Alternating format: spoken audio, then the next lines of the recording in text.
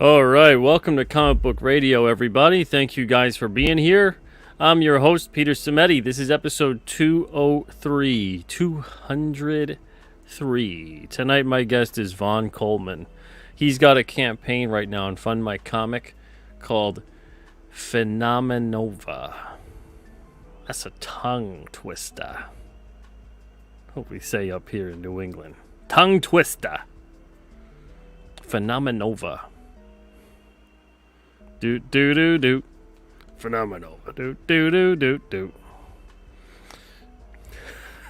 How you guys doing tonight? While I crack myself up, excuse me. I want to say hello to you guys in the chat before I bring VAUGHN on.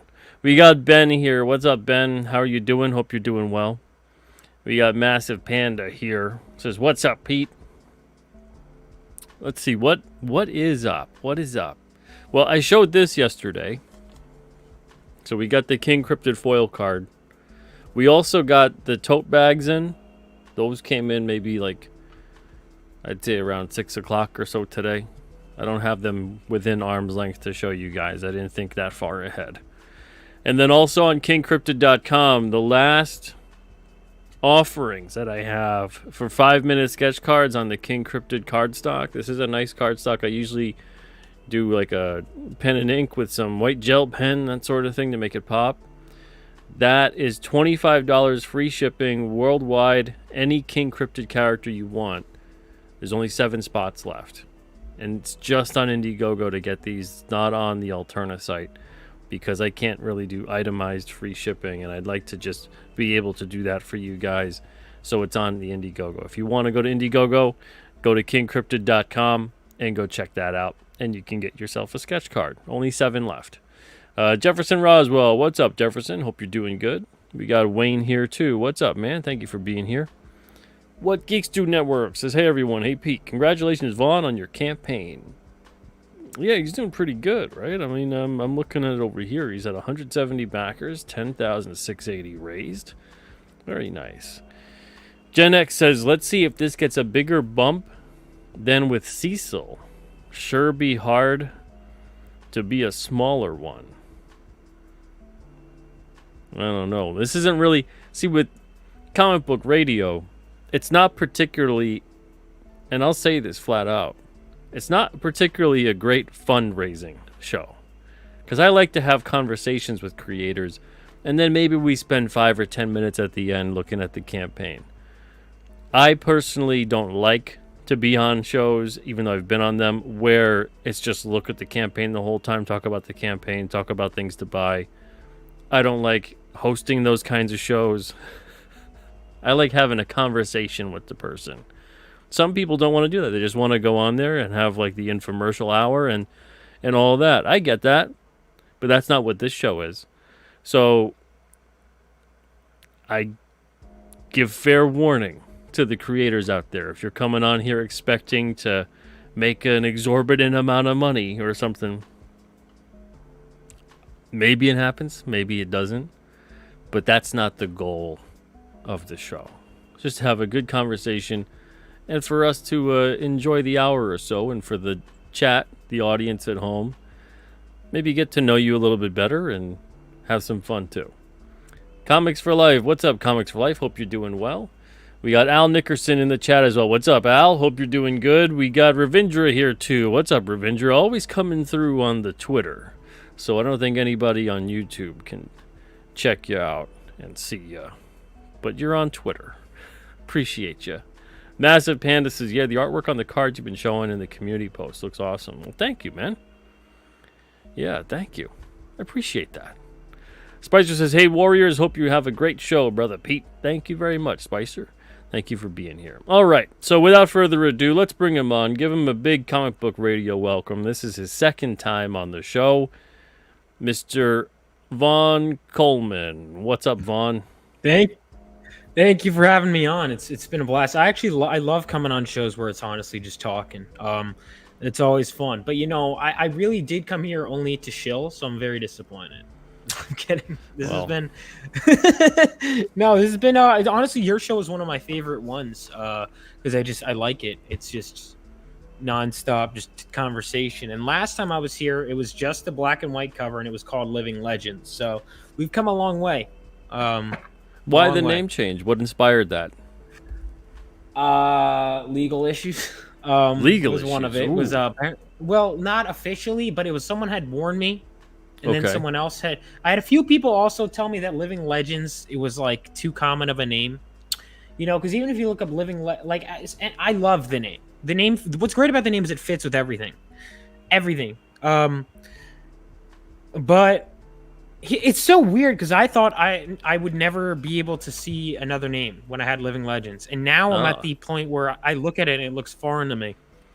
But I went into like this manic state when I'd seen the new name, um, and I would just be like writing down words that apply to what I'm going for thematically, superheroes in general, and a few things came to mind because it's the next generation of superheroes. All right, superheroes are phenomenons in the sense that they're like kind of like stars, they're media stars, their powers are like a phenomenon. The fact that a human can do that is a phenomenon. And Nova is also a star, right? It's a young, bright star with a lot of potential and a lot of power. And I remember just having these words and seeing them, and I was like mixing and mashing. I was like, oh.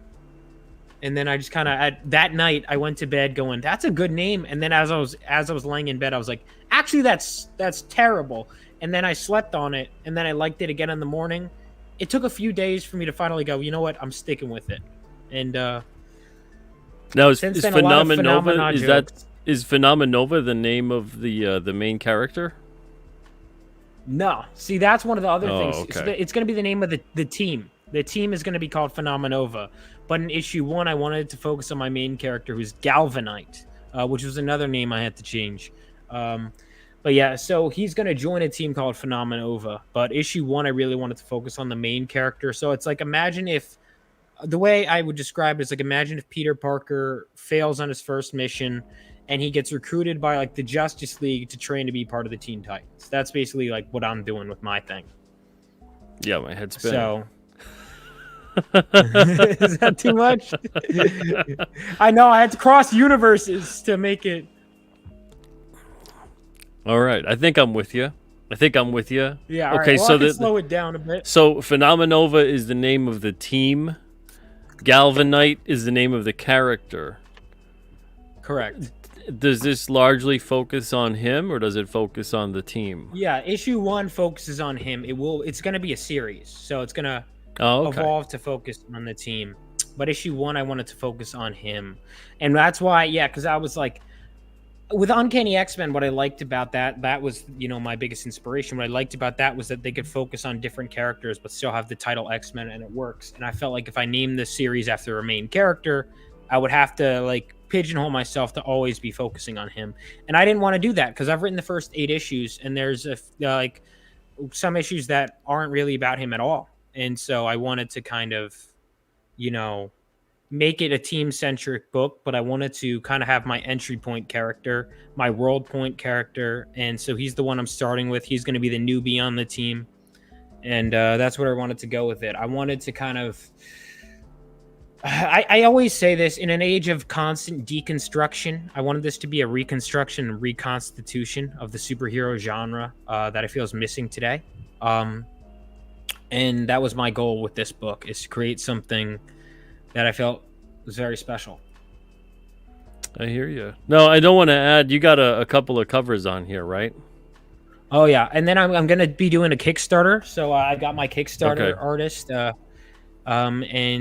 so there is going to be a Kickstarter exclusive cover, but the mini print with Fun My Comic is going to be Fun My Comic exclusive. So everyone who backs the book gets an exclusive free mini print. I wanted. Nice. I felt like, and all variant covers are campaign, like crowdfunding campaign exclusive. So once the book, I plan on having it on a website and at cons and stuff, but the main cover I'll print more of, but the variant covers are all going to be limited. I feel like there should just be a man. So that was my whole goal. And then a mini print, I felt like everyone who's backing not just a comic that doesn't exist or an IP that doesn't exist, but a creator that really let's not pretend like I'm some big name, you know. So the fact that anyone is taking a chance on me, I feel you deserve to be rewarded.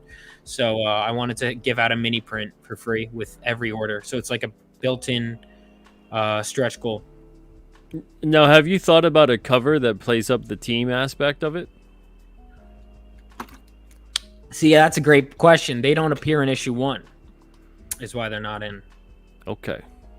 So it's, yeah, I know. I'm so, now that you're, you know, it's funny because everyone else, but now as I'm just, because you know what it is, you're asking. I don't want to. I don't want to questions. feel like I'm picking on you here. I'll have to put you're doing the right thing. Publisher editor hat away. No. Listen, this is very good. It's too late. The horses are out of the barn, Pete. Let them roam free. No, but it's a great point because people had told me this here's the thing, the problem, and this is why I went to like a crazy state when I had to change the name, is because Living Legends was the title, that it was the name of the team, but even outside of that, it worked because we're telling a living legend. And so when I started freaking out, I was like, well, I'm not going to have a word that replaces that, because Living Legends, whether you'd find out, oh, there's also a team called Living Legends, you know, so that was why it was an adjustment.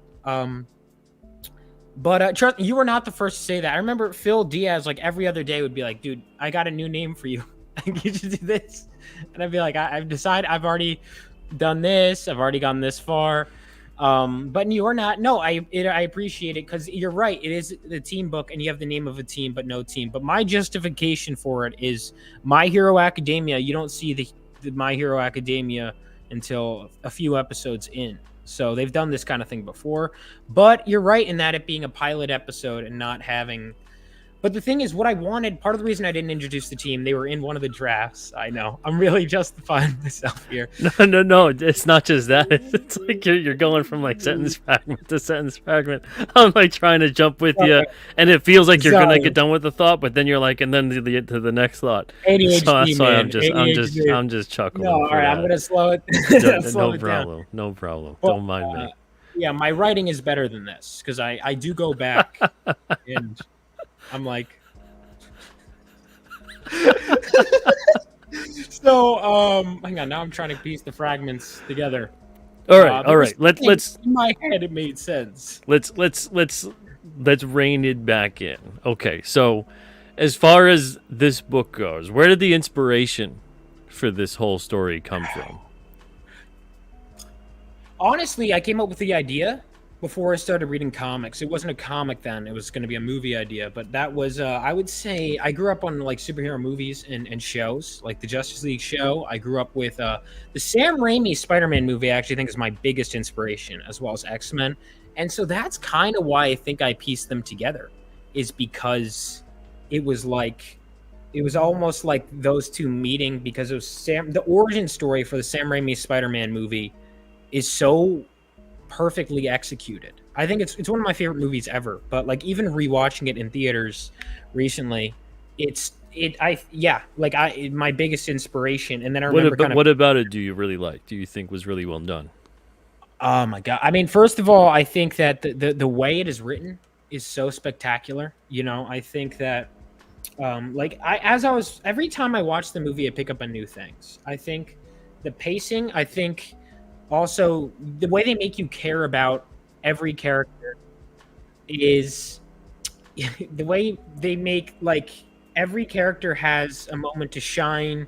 That there's somehow, I'm just amazed at how much they pack in that movie, and yet it never feels rushed. How it goes, you spend a lot of time in his high school. There's a scene of every time he gets a new power, he really takes the time to explore it, whether it be, I think one of the things comparing comics to that movie that I think the movie does better is it really allowed time to breathe. Whereas if you read that Ditko Stan Lee original issue, it's kind of like, next panel. And it's like, you could tell they kind of go beat.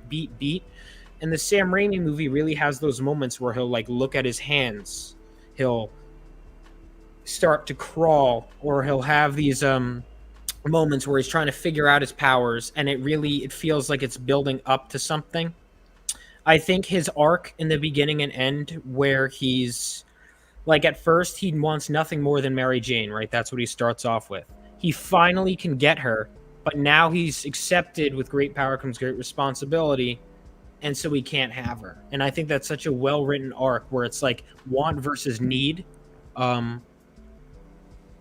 think, I think the way it balances him and the Green Goblin is so great. The fact that he's able to have the full origin and multiple fights with the villain, I think it works so well on like every level. I think it works. Yeah, I like the first one a lot. I am not a fan of the second one. And I know that's an unbelievably controversial opinion. I feel like it betrays everything that the first one did well just to betray it. And it swipes way too many story moments from Superman 2. It feels like it's following that. I like the first one. The pacing is great. I love the pacing where it goes, you see the hero story, the villain story, the hero story, the villain story. Batman 89 was a lot like that. But the second one, what I don't like about it is one major thing. Mary Jane. Mary Jane, throughout the entire 3-movie arc, I feel, is just, what is going on with her? What is up with her?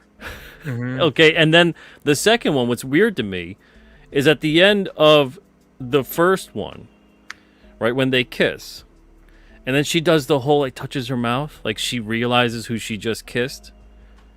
That's what I read anyway. And I thought that would have been great if she knows that who she kissed upside down there was Spider-Man, and then who she kissed later on was Peter. And then it's like, oh my God, they're one and the same. Yeah. But then in the second one, there's none of that. She's so odd.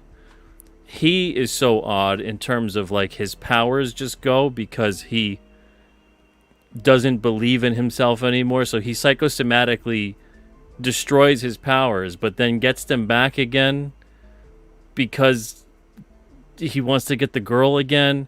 It revolves too much around that for me.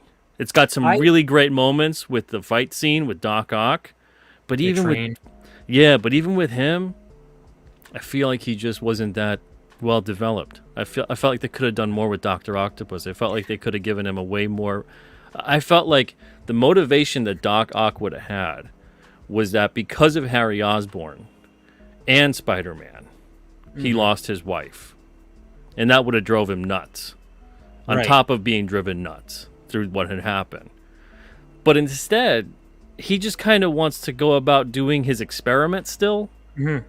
But why? The whole point he wanted to do his experiment was to benefit the world. What does he care about benefiting the world anymore and getting tritium and doing the nuclear experiment and making a sun and whatever? He could care less. Why would he care about that? He'd be out for revenge against both of those individuals. So the whole thing there I thought was, I don't know. I'm inclined to agree with you on a lot of stuff. I think, especially watching Spider-Man 2 again, and I said this because I feel almost like pressured to like 2 more, even though 2 is the one I had the least nostalgia for. But watching it again, like I got some nice moments. It does. I do, but I think that the pacing is far superior in the original. I think I agree with you. That's one of the things that struck out to me in Doc Ock is that he really has no motivation to be a villain. He just wants to build his reactor to the point where he disappears just to do it. And it's like he only goes after Spider-Man because Harry wants him to. None of the things like Doc, Green Goblin, he had a vendetta. Everything felt like a personal motivation to him. Like he had some spite or something, right? And then you look at Doc Ock, and he's basically just a guy. I think Alfred he's Molina given was a great performance with almost nothing there. When you really dig, he did a tremendous amount with almost nothing to his character. So he delivers a great performance that is just like surface level. There's really nothing else to him. And I thought it would have been great to keep his wife alive to see him turn into this monster, and she rejecting the fact that he's turned into this kind of criminally insane monster. Yeah, and I think it's also the fact that sometimes I just gotta stop writing. Yeah, no, I mean it's true. I think actually you bring up a lot of points that I was kind of thinking and almost like afraid to say, because it's I think another, but that was one of the things. I think Doc Ock he looks awesome. Like I love the way he moves in combat. I think the combat is great, but I think A, there should have been more of it. B, I think that the whole movie, Peter is struggling with his powers and Mary Jane more than I feel like there's not that much Spider-Man action. And I feel like they dialed the action back a lot. I think the stuff with Harry is good, but Harry feels more like the villain in some ways than Doc Ock. Doc Ock is essentially an instrument for fight scenes and for. I feel like it's like a big setup for him to become, Green Goblin again. Yeah, which like the third one is like a goofy, fun mess. Oh, the third one, I digress. But I am in agreement with you in the second. I think the second one is inferior to the first one in a lot of ways. I think that Doc Ock is a really cool villain who doesn't have any personal. There's no, in a sense, chemistry between Spider-Man and Doc Ock. The only reason he ever attacks him is because Harry tells him to, and as soon as he drops Spider-Man off, it's like, all right, bye. There's no. And even then, Norman, to your point, Harry never has any animosity to Harry. Like they both mutually kind of screwed each other over, right? Because the reaction, there's even that scene where, in my opinion, not a very well delivered line, but James Franco goes, "I'm ruined," right? But then he's like immediately jumps to work with Doc Ock, and then Doc Ock simultaneously loses his wife and everything. But which I guess it's his fault, but it's still because he miscalculated, but it's still, there's no animosity at all. It just feels like the villains are almost felt like an afterthought of the movie when you compare them to the personal conflict. Yeah, it's but one thing that really drove me nuts, because he doesn't know Peter Parker is Spider-Man, right? He knows that Peter Parker can have access to Spider-Man. Correct. So that whole time when he's going to confront Peter, and Peter's talking to Mary Jane in like the cafe thing, and he's trying to get back with her, and Doc Ock throws that car through the whole thing that would normally have killed both of them. This person that he's trying to get a hold of, Peter Parker, he's trying to get him to get Spider-Man's attention. He would have killed him if it wasn't that Peter was Spider-Man and had his spider sense go off right at that moment. That's and then save both Mary Jane and him. Like that whole scene, it's like, yeah, it looks cool and whatever, but storytelling wise, makes no sense at all. Yeah. So it's one of those. I have to really, really dial back my thinking when I watch Spider-Man 2. But Spider-Man 1, it's like it's got a couple campy, cheesy moments that I really like and I enjoy, and it's fun. Got a lot of heart to it. But I found as a storytelling movie, with pacing, character development, a far superior film. But I see a lot of people out there with 2 that like the greatest comic book movie ever made, and like I said, it might be a controversial opinion to some, but all the time I'm always, and I don't get into it on Twitter because that's just a losing battle there that I don't have the time to fight. But in a conversation or anything like that, it's one of those. When it comes to Spider-Man 2 with Sam Raimi's trilogy, and I do enjoy a couple moments. They're great.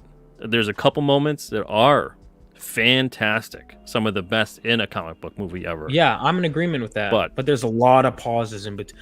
My problem with Spider-Man 2 is I thought it was so slow, and I'm not against that, right? I can have my slow burns. I mean, but I just don't understand how everyone can unanimously claim that Spider-Man 2 is just like like it's not even a question, like that it's better than the first. I just don't agree with that at all. Yeah, I don't agree with that at all. It's not better than the original Ninja Turtles movie. No way. The Ninja Turtles movie was actually, because I got around to watching it. It's a good movie. That's for me really up there. I don't know what I would say is the best comic book movie of all time, but I gotta say that's really up there. Ninja Turtles movie was good. When I got around to watching it, I really liked it. I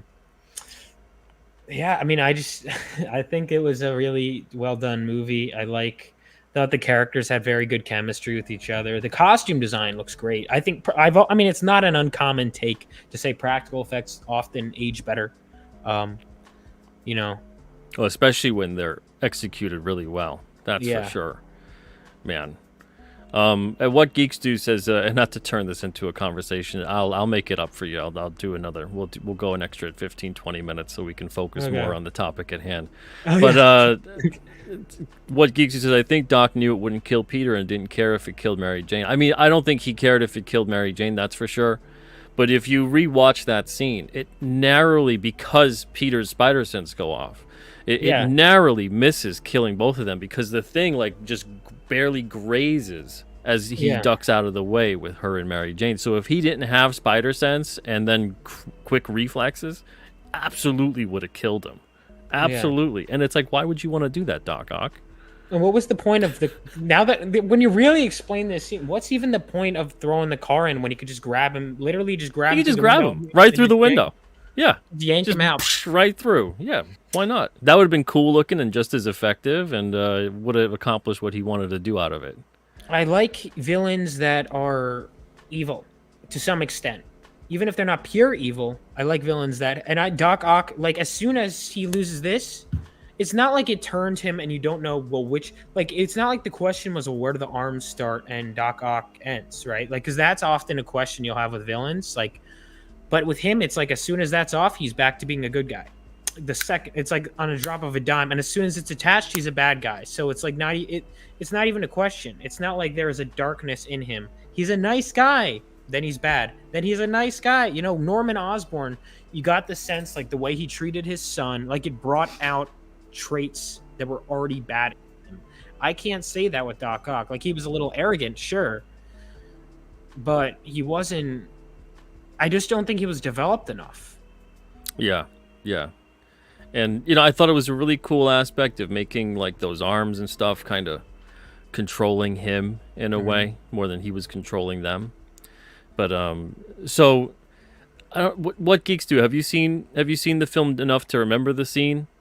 So, if you're sitting in a cafe, like, right by the window, and a car gets thrown into that guy would be dead. You're dead. Yeah, You're there's dead, no bro. way. What Geeks Do, you gotta Because watch the that car- scene again. That you got like 3,000 to 4,000 pounds of car being hurled at you. At a It's high gonna velocity. smush you like a bug right up against everything within that cafe. Yeah. So, you know, if the car just kind of like hits you when you're walking across the street at like 20 miles an hour, not really a big deal, you know, depending. But like a car getting thrown at you, you're most likely dead. Yeah. Very, that was very dead. That's But why anyway. it's true. No, you're right. You're 100% right on that. I am in agreement with you. Oh boy. Anyway, yeah, the first one's great. I really do enjoy that. So that's interesting that was an inspiration for you as far as you're coming about with everything, with what you're doing, because it must have hit you at a really good time in your life to become a very impactful story. Yes. Oh yeah. When I was it's what got me into this, along with the Justice League cartoon. What got me into it. I didn't start reading comics until I was in 6th grade because I was at that point. It was like I'd go through phases where I'd like reawaken my love of superheroes. It was always there, but I'd go through like big phases. And it was when I was in 6th grade. I had moved to a new school, and I get back, and they're playing replays of the animated series. Now, I had seen maybe a couple episodes, but they do it. It became part of a ritual. Every day after school, I'd watch. It was this channel called The Hub, Batman the Animated Series. Series. Oh yeah. And it was perfect because it was actually that day just so happened to be playing on Leather Wings, like from the beginning. And there's a few episodes I missed here and there, but I have the DVDs still. I don't know why I didn't because I didn't watch it all in order because you don't have to with that show. No, But, it's great. Yeah. And then I was like, I want more. And then Arkham City came out that year, played that, and I was like, I want more. I want to know where all this comes from. I had always been like aware of the comics and respectful of it, and I always was like, hey, that's different from the comics. But I'd been one of those. I had never actually read them, and I finally decided to take the dive. And I read Batman Hush. I would look up what's the best Batman, like what are the best Batman stories? Batman Hush. And then this book that I never even finished called Greatest Batman Stories Ever Told that had a lot of varying ages from Silver Age to Golden Age, Bronze Age, a bunch of different issues. And I really, really enjoyed that. I thought that was really cool. And I since then I got into reading like Long Halloween and a lot of that. But I think I didn't go full-fledged until I was in college and caught the bug again when I started reading Giant Size X-Men #1. And then I was hooked, and I have to finish it, but I'm almost done with Claremont's Run. But I'd be reading that, and then I started reading as I was deciding to turn this superhero idea I had from a while back into a comic. I was like, well, coming of age stuff, the Sam Raimi movies have done an effect on me. Let me read the original Spider-Man comics, and so I started reading that. Started reading New Teen Titans, and the Frank Miller's Daredevil. I just read so much, and then I would gravitate to indie comics, and that's when I really caught the bug. And but I'd say Claremont's X-Men run really was what made me go, this is going to be a comic. I want to make comics.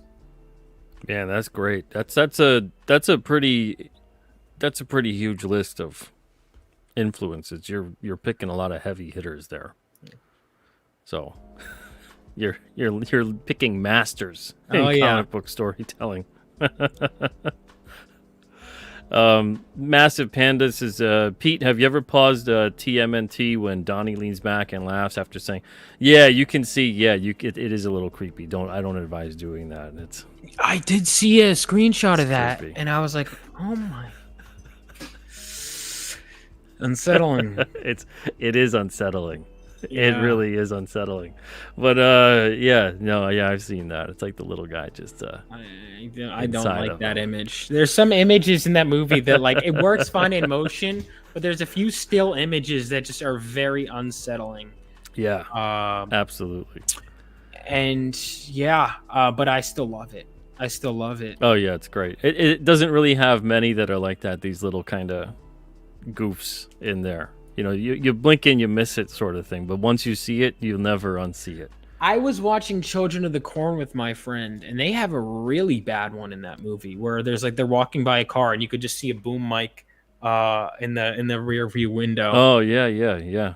I love stuff like that. There's also have you watched Batman '89 with Michael Keaton and Jack Nicholson enough to know the scene where Jack Nicholson, Joker, first shows up against the crime boss Grissom, Jack Palance character, and he reveals himself and he says, that he's the Joker.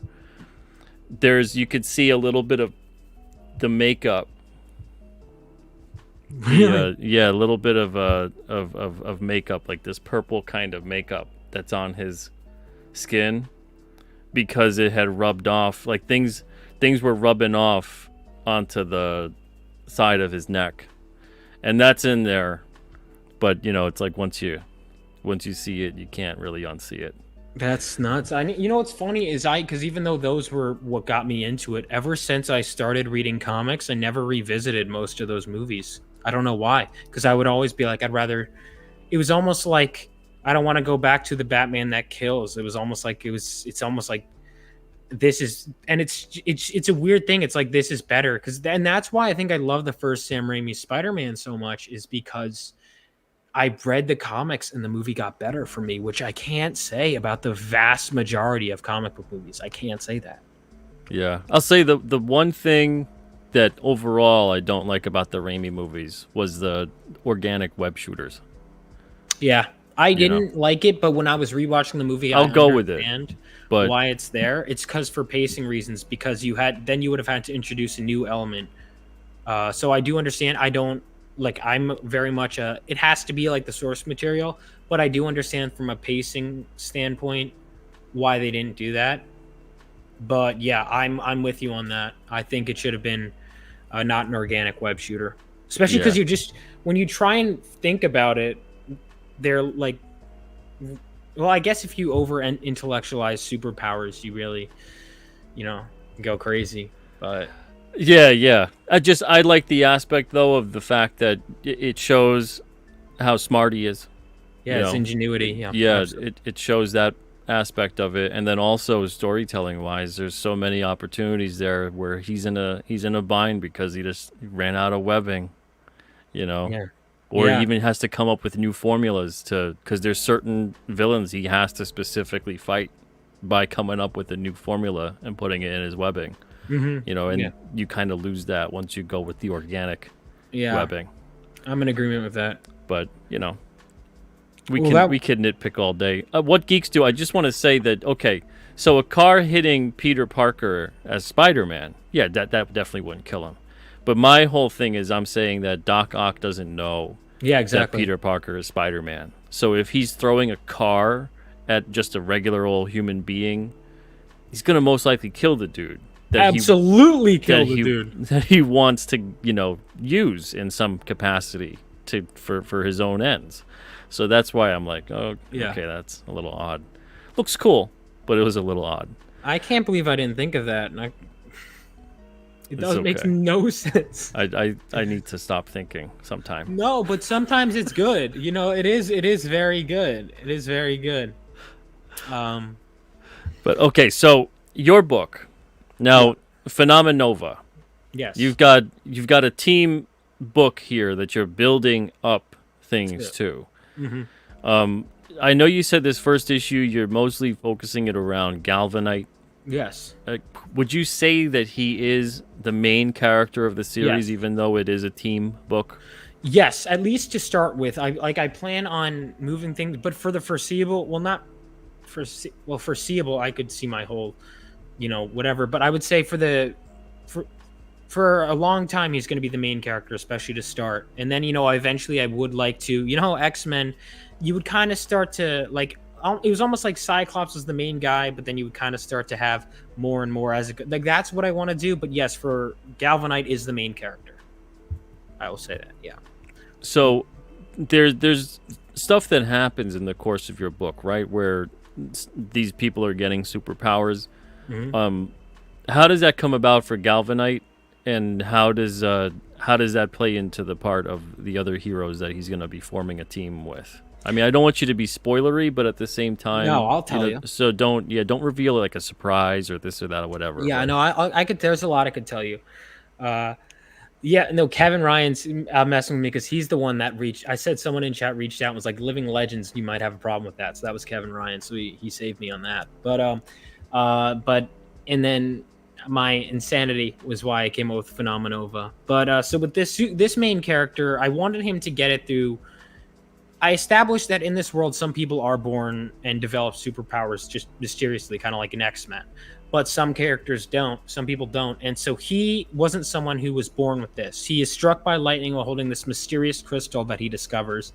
And that freak accident, that turns him into Galvanite, right? So he gets lightning powers and lightning speed. He gets electricity courses through him, but he could also channel it and run lightning fast and move lightning fast.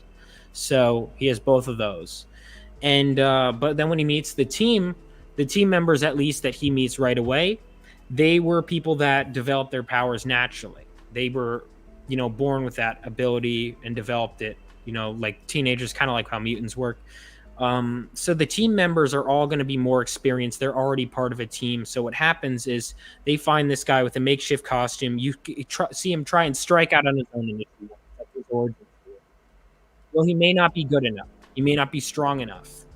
And regardless, he is, out of his league. And so one of the veteran superheroes that fought during World War III 20 years earlier takes him in and says, "Hey, I'm going to train you to be part of this team that I'm mentoring."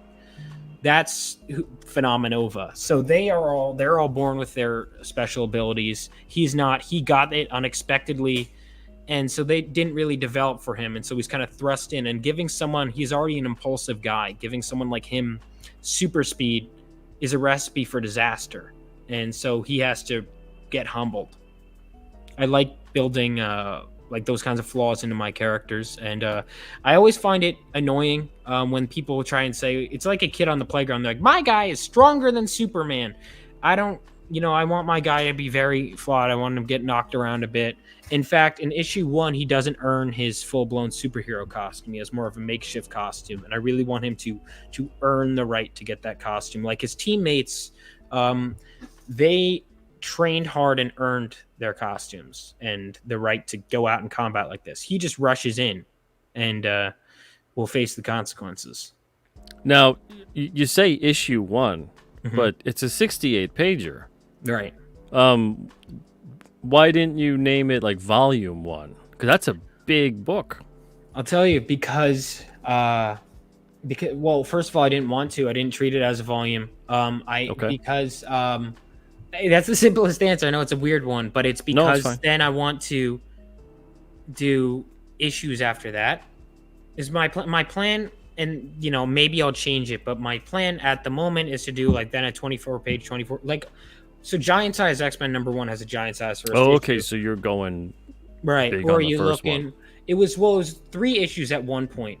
But what happened was I was like, well, initially it was one big issue, then I decided to split it into 3, but then as I was looking at it and I was like, well, is this enough to sell someone on the character? And I felt everything the first 20 pages was good, but I felt personally that I would rather give someone a big chunk to start with so that way they really love this character enough where like I want to see more, because I think the first issue, like the first third of it was good, second third of it was good, third was but there's a lot of first issues that I think are good, but I don't spend enough time with it and not enough happens where it doesn't like hook me. It intrigues me, but there are a million other new IPs, so it doesn't really pull me in. And I really wanted to grab people, and so that's why. Or you look at Excalibur, right? It started with A Sword is Drawn, which I guess I could have done that. I could have done that and then had an issue 1, or the New Mutants graphic novel, how that starts with a big one, right? Those, I guess, were ones where I was like, yeah, let's do it. But I figured it's easier to explain instead of saying, oh, no, you don't start with New Mutants issue 1. You start with the graphic novel, then issue 1. I think it's easier just to call it issue 1. And just because you're going to be reading it's, if I'm going to be treating it like it's the first issue, might as well just call it the first issue. I just figured simply, I already have, as you discovered, I already have enough complexity with it being the name and not the character. Might as well just issue 1. Just Yeah, I wasn't aware because if you were going to be doing like every other issue being like this big compendium level of thing, 68 to 80 pagers or whatever, then it would have been, maybe yeah. to let people know about the hefty gravitas of Yeah. this story. But yeah, I see what you're doing where it's like this big debut issue, Yeah. this big giant sized issue, and then you're going to have regular sized, smaller. Yeah, that's my current issues going plan. on. Now, I've learned very quickly that plans change, and that turns out as I'm putting the publishing cap on, things change. You realize printing costs are a thing. You realize shipping costs are a thing. But I think economically, well, not even just that. Because I was a fan of Claremont, I'd write for 24-page issues. Of course, I wrote them as if they'd come out on a monthly basis, only to find out that companies can do that because they're companies. But yeah, I mean, I decided I wanted to do one big, like, it's almost like you're getting 3 issues in one. Yeah. And then I'm gonna probably do that. I mean, then I was even thinking, well, that's one of the great things about the indie scene is you could really do your own thing. So like this one writer, Justin Gray, would do 28-page issues in a campaign. I would even consider doing that. But regardless, that's my plan. Now, again, plans can change, but that's the way I wrote it, and I like it. So that's probably what I'm going to stick with. Yeah. Well, I mean, do what you think is going to work best, obviously. Yeah. Don't let my questions get in the way of that. No, your questions are important because questions reaffirm. I have to explain myself, and if I find myself lacking, then it's cause to reevaluate. That's why you have to hire an editor, because if you have, I think a lot of indie comics creators don't do that because they're afraid of being questioned. Well, if you're afraid of being questioned, you're not confident in your work, and that's why I'm glad. That's why I like that you ask these questions. I genuinely love it because I have to explain myself, and if I find I'm sounding like a dummy or at a loss for words, or if it comes up with a point that I hadn't thought of, that's important. I'm selling a product to people. Yeah.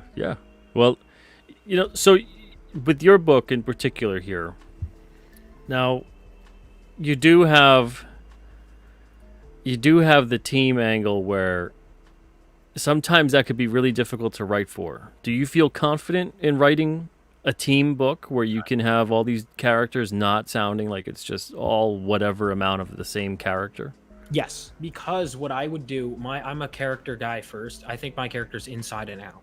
Even some smaller characters, um, and then some I'll do whatever with.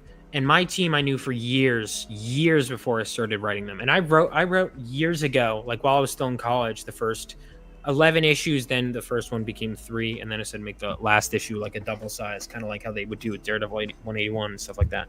And anyway, that could be subject to change. But I remember, because I knew the team dynamics, and because in my head when I'd imagine the characters talking, they had their own distinct voice, it made writing the dialogue, I felt, very easy. Because this character, okay, they have this ability, this is their team. I would even minute details: who joined the team first, how old were they, what was their relationship like, what, how have they kind of gotten to know each other, how does this person feel about this person, and stuff like that. And so when I actually got to the writing the dialogue phase, I felt it pretty. Every character has a very distinct voice, and so I can't. And that's part of why I was like, let's just get the solo stuff, just get it all, you know. Now in my current state, issue 2, the 20. That's why I was considering doing 2 at a time, because issue 2 was going to have him training mostly solo, and then 3 was going to be all about the team, and then 4 was going to be them meeting, and then that was my plan. So my whole thing is I don't want to keep them waiting too long to introduce Phenomenova and Phenomenova. But yeah, that was my plan. What's your production schedule like? What's your release schedule for these issues?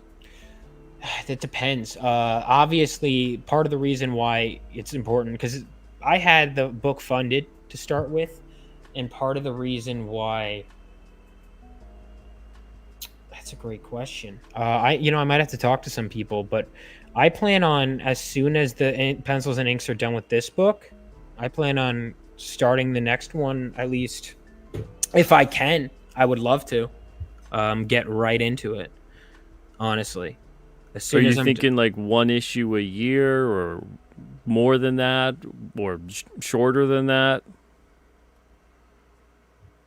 If you had to estimate and be giving yourself a little extra time, because you're always going to need extra time. Even me, I find that like I didn't give myself enough time.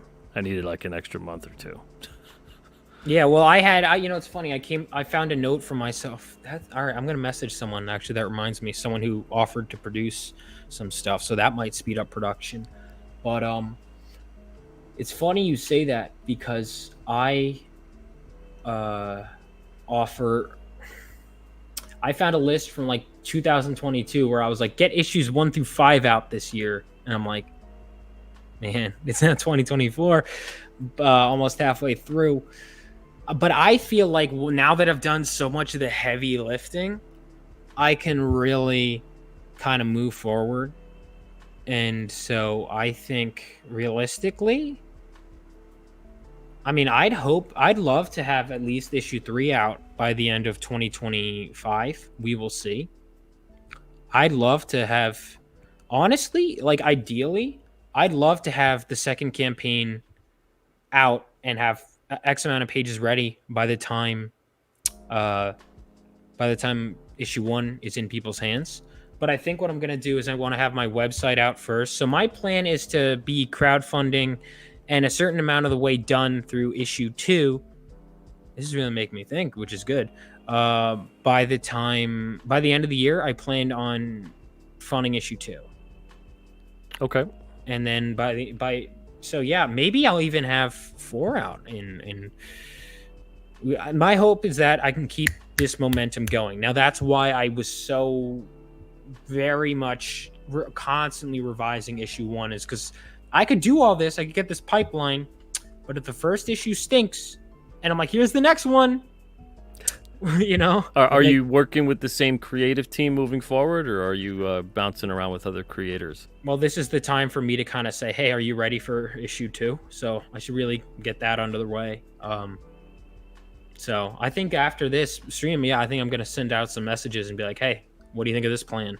Yeah, because there's a different way you got to plan it when you're not going to... Like, if this was a one and done, Mm-hmm. and then you're moving on to like a completely different story, completely different kind of project. There's a little more wiggle room and freedom there. Mm-hmm. But when you're telling something that's going to be serialized, something that's going to be an ongoing or a limited series, and you're going to be pacing out the issues, just even from a publishing perspective, I've seen issues tank with creator latenesses. Like someone will put an issue out, then the next one comes out 6 months later, then the next one comes out a year and a half later. Then the fourth one, if it ever comes out, is maybe 2 years late. And you'll notice like the drop off gets worse and worse. And after a while, depending how long it is, especially if it's a series, people will just think that it got canceled and they're not even aware of it. When meanwhile, people are still working on it. So That's a there great is, point. yeah, there is that bit of and especially too if you're telling a series where it's not necessarily this self-contained kind of story where things are, every issue is a complete story, even if it ties into the next one and there's like maybe a little bit of a cliffhanger and setup for the next story. If you're telling something, and I don't know how you're telling it, you could totally respond back about that. But if you're telling a story where everything is very much parts of a larger story and you're kind of always cliffhangering everyone at the end of it for the like, man, that's killer if you end up having someone wait like a year or two or whatever for that next part just to get people will start dropping off. Yeah, no, that's one of the things I thought of, and it's certainly this is really good. It's getting my my engines turning. Issue one, I wanted it to be a satisfying experience for someone to say, but I also wanted it. I wanted two things. One, it to be like if you spent the money, you're like that's a story. I feel like I paid for a full story, but also that you're like yes, but I know it's not done and I want more. That's what I wanted to go for, and that's why I wanted to have this guy's origin story. That's why I decided to take those 3 issues and make them one, because I was like, let's really give them a full package. And that's why I decided, even though the title is Phenomenova, that's why I wanted to. There was a draft where they were going to be included at the end, and I was like, let's really make it just about him.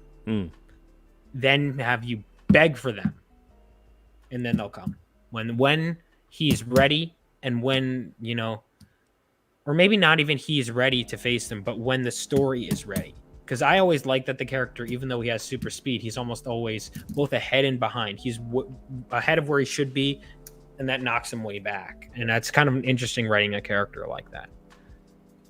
Yeah, I can see definitely how that would happen.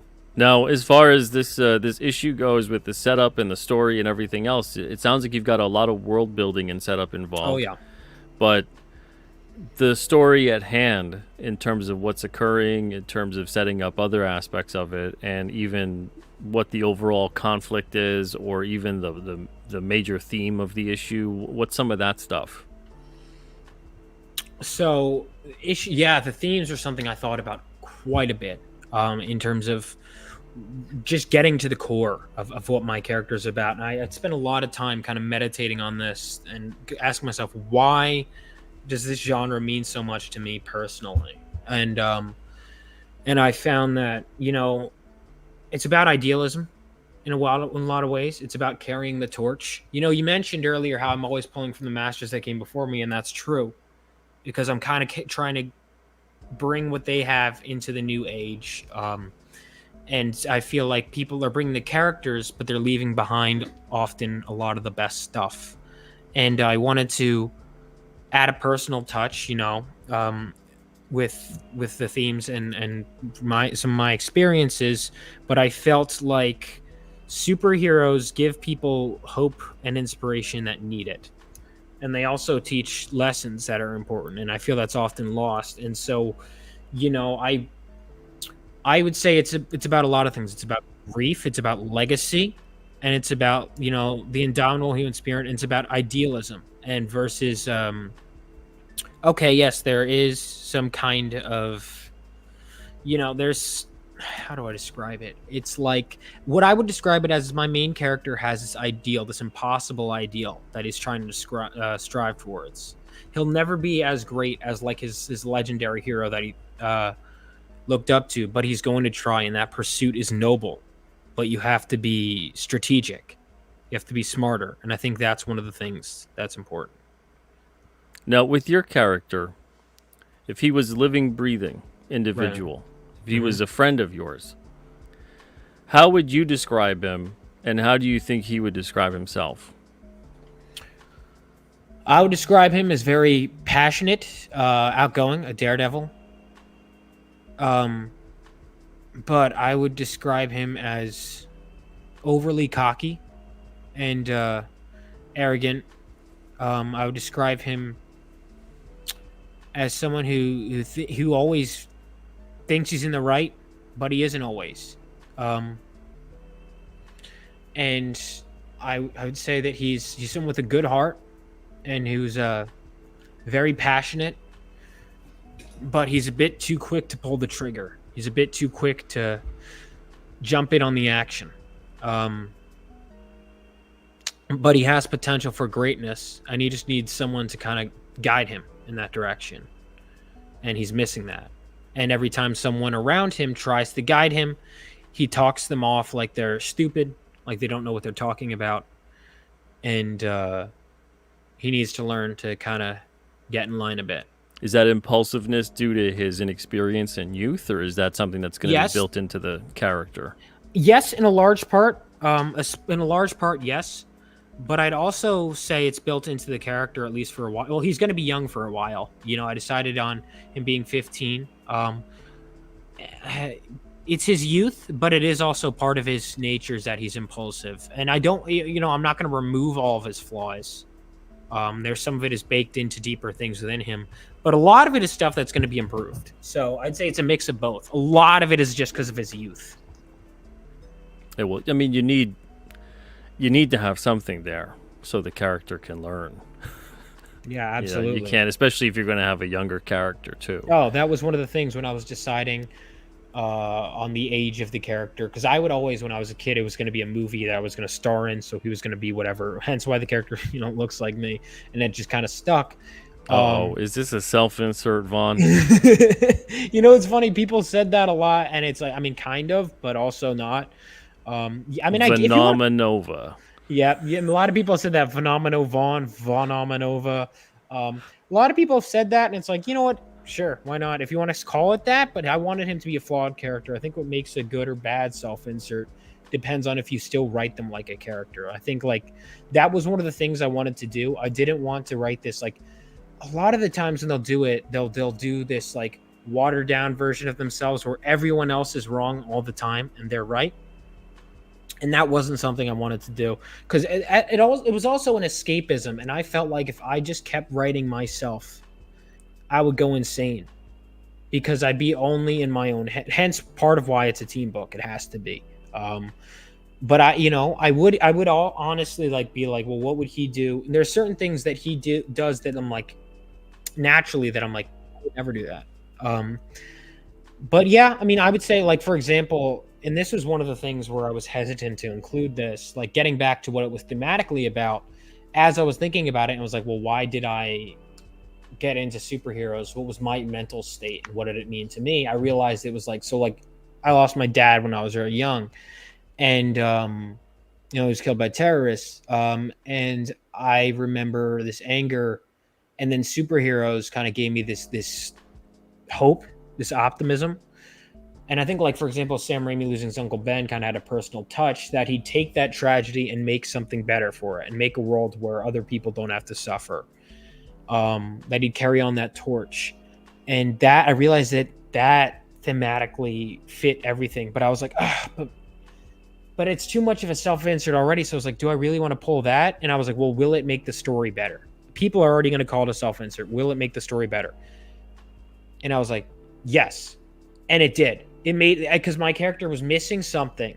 He was a kid who gets superpowers, but he was missing this tragic element. And I felt like by adding that in, like that element of my life, changing it a bit to fit the character and his themes and the motivations, um, it made the story so much better. And so I'm about doing what makes for the better story, not what makes the character exactly like me. It's only a bad thing when it's exactly. But no, people can make fun of me for doing this self. Like I'll wear that the rest Well, of my life. every character that someone ever creates, especially if you're a writer and you're coming up with the pathos and the motivations and inspirations for this character and how they are and everything they do, everything they say, there's always a facet of the writer there.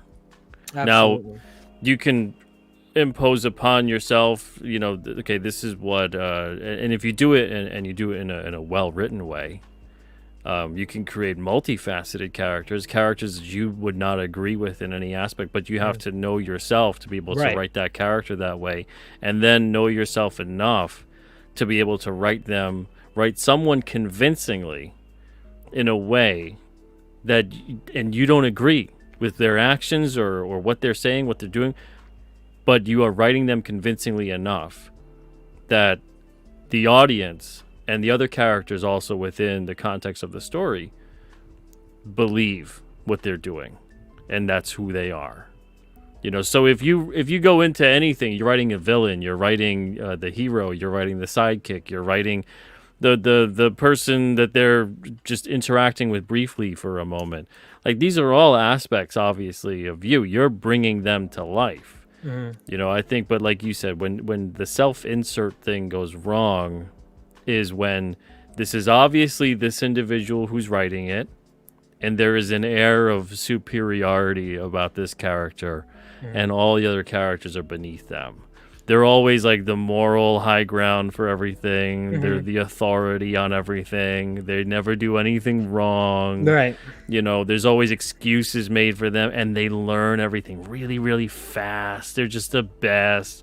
That's not just, that's just bad writing. Yeah, it is bad writing in general, but it's the bad writing as was. So I was very much making sure, like, I remember showing people my script, and I was like, mixed reactions. Some people were saying my main character was like a total jerk, and I was always like, no, he's not. And I was like, wait a minute. And they were like, no, this is good, but and I'm like, dude, own up to, and I'm like, and it was kind of it was weird. It was a weird push and pull, because it was like that core element made the story better, right? Because it enriched everything about it by pulling from myself, by doubling down. But there's also things the character does that I absolutely would never do. And really what it came down to is I'm always talking about Miles, right? Miles is my character's name. Never talking about it being me, because the character, I'm like, well, this is something the character would do. And it's like, so yeah, okay, he's birthed from me, right? But he becomes his own thing. That's what I wanted to do. He becomes his own thing. So yes, his core origin is pulled from me, but now he's off here. And I'll write him, I'll channel through him. But yeah, he very much was birthed from me. I'll never, deny that ever. But it was about writing a good character. That was what was important. It was always about writing a good character. Yeah, I mean, that's the thing, is that this sort of stuff is going to reveal to you, I think, more than you realize, like, aspects of yourself. Yes. Great writing always has at least a touch of introspection. Yes. At least a touch. It doesn't have to be a full-on sort of, therapy session here. Right. But there's always going to be a little bit of that, putting this, because what we're doing is we're not just creating a story, and all that creating a story is you're creating a problem and creating a solution, or prolonging that solution from being revealed, or maybe never offering that solution when you know how you could offer that solution. That's all you're doing. You're constantly creating problems, creating a situation over and over and over again for these characters. So by doing that, you're essentially going to be revealing bits of how you would imagine this is how this would play out with this kind of person, with their personality, with what they've been through. And that's why it's so important, doing what you're doing in terms of coming up with not just like a story Bible in a way, but it seems like you're doing this thing where you, and this is good, you know a lot more about the character, so that you don't have to kind of put a situation there and then go, oh, I don't really know how this character would respond to that. I always know how and if I don't, that means I don't know the character, and it's back to the drawing board. Absolutely. And so that's generally good. speaking, and like, so when I'd come into the conflicts I'd come into is well, I want to get to A to B, but it wouldn't make sense to the character to do this to get there. And so that makes me go, generally, I'd say, let me rewrite the situation, because I'd rather, if I'm going to have to break the character to get them to do this. Like, for example, there was this one thing where I was like, oh, the character hides his identity from his mom. And I'm like, well, I wouldn't do that. And I was like, well, this character does. And I'm like, great. So that's a big difference. So that this character would lie about this. Why? What does that say about the character? And it kind of made me go, okay, so that's interesting. So that leads to this. So, I mean, I'm always thinking, I always put characters first. At the end of the day, what makes a great story is the characters, right? And that's why you follow them for issues and issues and issues. It's not because the story is really good. The story can be good or bad, but it means nothing, in my opinion, if the characters aren't intriguing. Oh yeah, I agree 100%. Without you need great characters. You could have a really interesting story and a great plot and whatever, but if your characters fall flat, or they just feel like chess pieces you're moving along, or that's when I'm out of the story. I can't stick along with the story when the characters are like that, because that's who you're experiencing that story through them. So if they're leaving you feeling like you just don't care what happens to them in any way, shape, or form, I'd rather have you like just sit there and wish all the characters just would die already. Yes, because you can't stand. That's better to me than someone being like, I just don't care about any of this, of these people. They're just they don't ring true. They don't resonate. They're falling flat.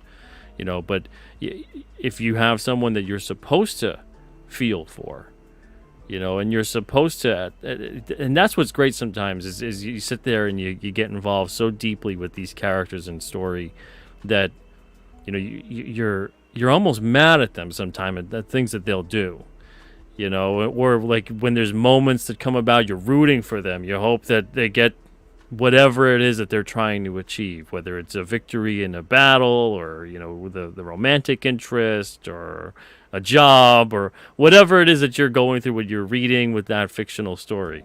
And that's the part that's wonderful about all of that kind of stuff. But if you don't have your audience feeling anything, and if you don't feel anything when you're writing it, and everything is just you're just going through the motions and the characters are doing the same, that's when I think it's a failure as a story. Yeah.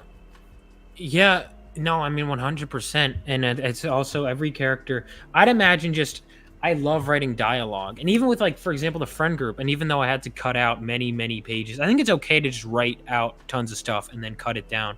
But I would revise a lot, and there would be tons of pages. I'd go on and I'd be like, okay, no one wants to read 10 pages in a comic book of the friend group just hanging out. But I'm glad I got that out of my system, because it would be like I'd come up with the history of the friend group, even though they don't even appear for that much. But it'd be like, this guy is this personality, this guy's this guy's this, this guy's this. And so when I'd write the dialogue, even if it was just snippets, you'd get their personalities. And I'd be like, this is what they want to do. But then I started getting really attached. And I'm like, well, let me show more of them. Nope. If I really love them, I'll come back to them. If I really love them. But it's okay to just move on from them for now, because they're supporting characters. But it was almost like every character, even supporting just extra friends in the friend group. I had to cut out like 2 friends in the friend group, because I was like, this is just too many. But I'd how big was the friend group? Oh God, I had like, I think 8 characters at one point. I was like, dude, why am I doing this? That's a lot. I'd be like, that's more realistic. And I'm like, well, yeah, but it's also because you think about it, and like in high school movies, they're always like, oh, there's 3 people in the friend group. I'm like, no friend group is like 3 people. But then I was like, well, yeah, but like also I'm writing it and I'm introducing all of them, and how much are they gonna be? And I'm like, okay, so I'll have a group of friends, but they're not going to be hugely important. If I decide to expand on them, if they're that important to me, I'll come back to them. If they're not, they're not. But either way, I'm glad I developed these characters inside and out, so they have this whole, they have this whole thing. Yeah, I mean, that's an important process of it. What is that cliche? You don't write, you rewrite. Yes. And that's an important process to do that. It happens even in art. You make a lot of lines, and then you choose the ones that look the best, and then you go through with that. And it's the same thing when you're writing. You write a lot of lines, and then you choose the best ones you like. And then you're going to constantly be rewriting. I guarantee that even when you start lettering the book, if you haven't done that already. Oh, as soon as I saw my you know. letters the first time, it had looked good in every draft, and I was like, I don't like that. Yeah, and you're going to see things about the art and you look at the script and you go, oh, I could add this, or I could take this away, or it ain't done till it's done. And then even then you find something and you're like, in the next issue I'll not do that, or I'll do more of this, or the other thing. That's why I decided to allow myself more time with issue 1, and then I think from then on I'll get better with each issue, because I am wearing all the hats, and that's why I think like I am getting better at every level by messing up at every level. But like I'm just seeing I saw some letters the first time, and it's like I'm hoping I keep the same creative team so that way I don't have to rekindle that. But either way, I have learned so much, so like now I know this is how I talk to my colors, this is how they operate. Yeah, it's important. Is this your first project with your own characters and story? I know you've done editing. I did a 10-pager. Hold on a second. That was published in the back of a trade paperback that I would love to make into a full comic, but I'm focusing on Phenomenova, and then if I could add other stuff, I would absolutely love to. But it was a 10-page short story called Land the Lawless. It was like the opening scene of a screenplay that it turned into a comic that was self-contained. So it worked as a 10-page short story, but I would love to do more of that. Maybe what trade is it in? It's called Tragedy. Oh, who put that out? Phil Russert, Filbo Publishing. Nice. How long ago was that? Oh man, that was a while ago. That was well, actually it wasn't, come to think of it. I say that, but it really wasn't. It was like March, because I say it because last year is when I worked on it, but it came out March. No, it was earlier than March. It was maybe February. I swear, if you say February of this year, I'm gonna smack you. It's February of this year. It wasn't a while ago. But I worked on it February of last year, so it felt like it was behind me. A while ago. This kid over here came out a while ago. February, 3 months ago. Yeah, it really didn't. It really didn't. But it was like I had like to me it was done. So. When did you make it? Because sometimes that's a huge difference between something getting published. I was done in the summer of 2023. Yeah, so it really wasn't a while ago, and by any stretch of the imagination, was it? No, it really not a while ago at all. No, by no stretch of the imagination was it a while ago. You know what it was? I think it was because I wrote it when I was in college. Yeah, like a junior. And then I just kind of rewrote, but it was like, no, there's no justifying. It was not a while ago. It was recent. It was very recent. So okay. I keep saying I'm so I'm technically a published writer, but no one really knows that. So they also messed up it's the printer's fault. They messed up the creator credits page, so my name's not even in the book. So like, they could be like, that's great. Where can I find? It's the printer's fault, not the publisher? Fault. It was the printer's fault. They left a page out? Yeah. Oh, wow. And it was the one with my name on it. So, go figure. So I was like, oh, man. But it still was really cool seeing it in person. Oh, yeah, that's great. It's a great feeling. I better like my name there, but what are you going to do? Let's see, we got a couple questions here from Comics for Life. So this one you kind of touched upon earlier. Wants to know who's your biggest influence on your writing? Chris Claremont, Frank Miller. Chuck Dixon was a big one, especially because I started editing under him, and that was the first time I read a comic script, and I'd start almost like reverse engineering it and kind of building it into my own, but also doing my own thing. So Chuck Dixon, huge influence directly in that way. Marv Wolfman, Jeff Johns, Jeff Loeb. Frank Miller, Chris Claremont, Marv Wolfman, Jeff Johns, Jeff Loeb, Chuck Dixon, I'd say are my biggest ones. But I pull from a lot of different... Any John Byrne or Len Wein in there? Len Wein, of course. John Byrne, yeah, but I mostly know him through his art, honestly. I haven't read a lot of his writing yet. I intend to read His writing. Who else? I'm looking at my shelf here. But that's a good list. That's a good It is list. a good list. Those are my Uh, biggest ones. Comics for Life also asks, are there modern tropes in comics that you try to avoid? Yes. So one of the things, and this is one of the things I'm actually glad there are. I wrote it and then kind of had my letterer decide there are going to be some thought bubbles in here, and I feel like that's a lost art. Um, there are some thought bubbles, but in terms of modern thing, I think they put too little words and panels on a page sometimes. That I'm not saying I have start with like a splash and then 2 double page splashes. It So like runs extremes. Sometimes that's all it is, and then sometimes there's nothing there. I find often when I'm reading a modern comic, it's like, what? Nothing happened. Yeah, it's either a word salad, never-ending word salad, or it's like 2 balloons per page. Yeah, I remember being surprised that like I'd read these 15-page Spider-Man issues and I'd be like, why is this taking me so much longer than a modern 24-page or a Claremont issue? Like that could take me.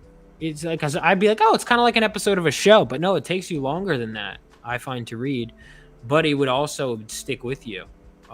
You got more into it.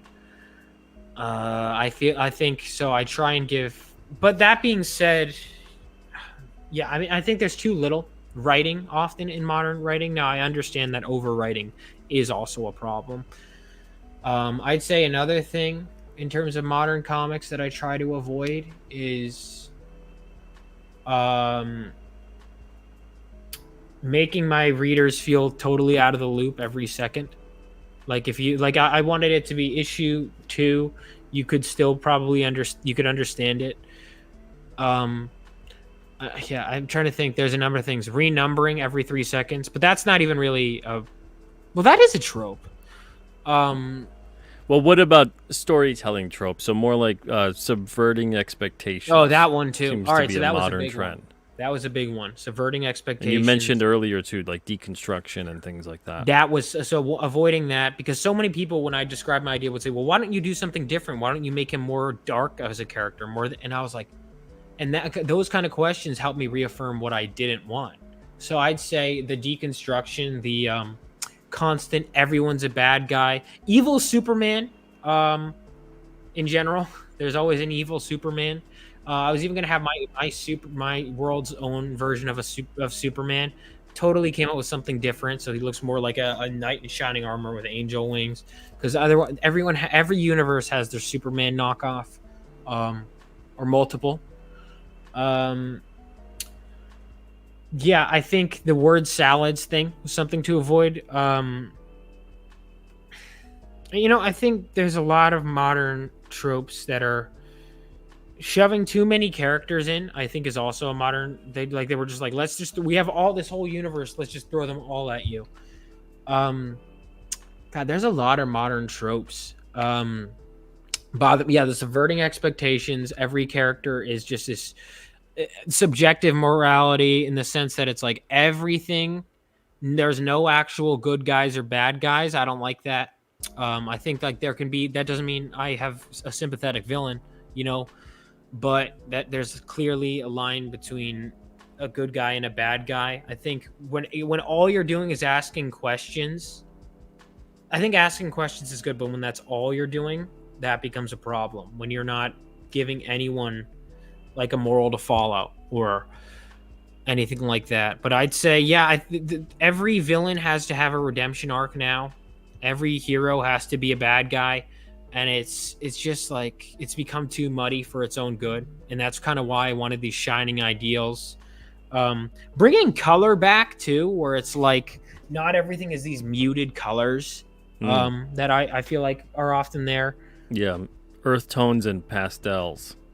Yeah, or like these covers that are like more like pinups than telling a story. There's a lot I don't like about a lot of modern comics.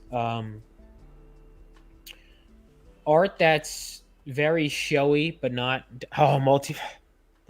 yeah, I'm gonna do 1,000 versions of my main character, and spoiler, the whole team is just different versions of him. No, I'm kidding. I wouldn't do that. It's all just him. Yeah, that's another thing. Multiverse. I have no. I'll do. I think alternate timelines can be cool when it's a commentary on the main timeline. Like, oh, this is what you could have. Like, I think Rachel Summers is almost like coming in and she's like, almost this is what the future could be.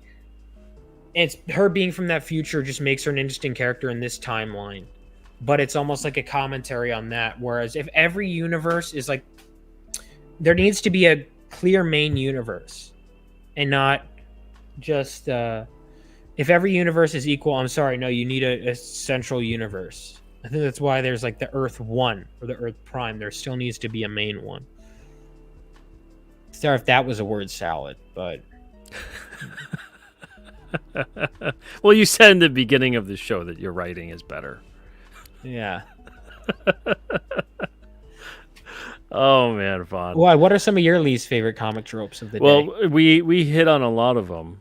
I'm not a fan of the multiverse stuff. I'm not a fan of time travel when it starts offshooting into multiverse. Because I like time travel, but I like time travel knowing that when they return, everything was meant to be the way it was. So let's say you go back in time, right? Now, when you return, no matter what happened back in time, there is no butterfly effect, whatever it is, because that was supposed to have occurred anyway. Right. So it's like you're supposed to have gone and done that, and that's the way that is. If you go forward in time and then you come back in time, it's like everything in the future that's there it isn't one of those, well, the future will change. If it's the future when you go there and that's the way that was, it doesn't matter what you do in the present when you go back. It's still going to lead to that anyway. So you can have fun with these stories and do all these different things and tell this kind of time travel story. But once they start having it impose upon the time that's occurring, and that it gets annoying. And you kind of write yourself forever into a corner that way. So you might as well just not touch time travel at all, because you're opening up a whole Pandora's box storytelling wise. If you're going to have it that like, well, there's time travel and this and that can happen, and then offshoot all these other things and change the course of events and blah blah blah. Or if you just want to undo something so there's no consequences. Time travel. It exactly. It starts turning into like a weird storytelling device that becomes a crutch. Same thing with the multiverse stuff, to just get out of every single decision ever that possibly happened, and all of a sudden, before you know it, you're reading it and go, none of this matters. You have like you're confronted with the fact that, yes, this is fiction and none of it matters. And I know that sounds weird to say because, yeah, we're reading it's fiction, obviously.